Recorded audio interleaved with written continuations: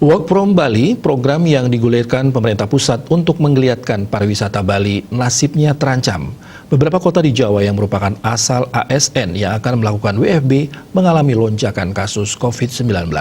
Lonjakan kasus tersebut membuat para pelaku pariwisata cemas.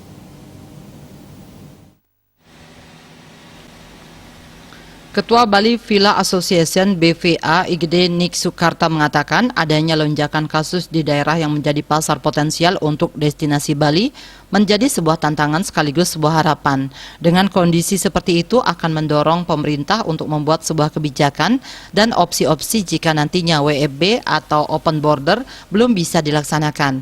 Apapun kebijakannya ada risikonya dan itu mesti tetap dilakukan. Lakukan dengan standar operasional prosedur atau SOP yang ketat mengenai prokes CHSI. Walau ada sedikit perasaan khawatir terhadap program itu, pihaknya sudah melakukan koordinasi dengan semua stakeholder. Hasilnya, biarkan alam semesta dan Ibu Pertiwi memberikan yang terbaik. Pihaknya ikhlas kalau harus ditunda karena situasi dan kondisi. Yang penting pemerintah harus siap lockdown dan siapkan sembako buat rakyatnya khususnya yang terdampak karena pariwisata belum bisa maksimal.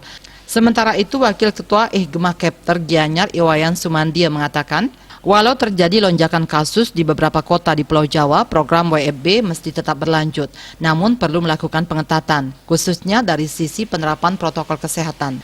Ia menilai jika WFB dibatalkan, kasihan hotel-hotel yang sudah dipersiapkan dari jauh-jauh hari. Pihaknya berharap pemerintah atau dinas terkait yang akan menugaskan pegawainya bekerja dari luar Bali benar-benar harus memastikan diri sehat dan bebas COVID sebelum berangkat ke Bali. Budarsana Bali Travel News melaporkan.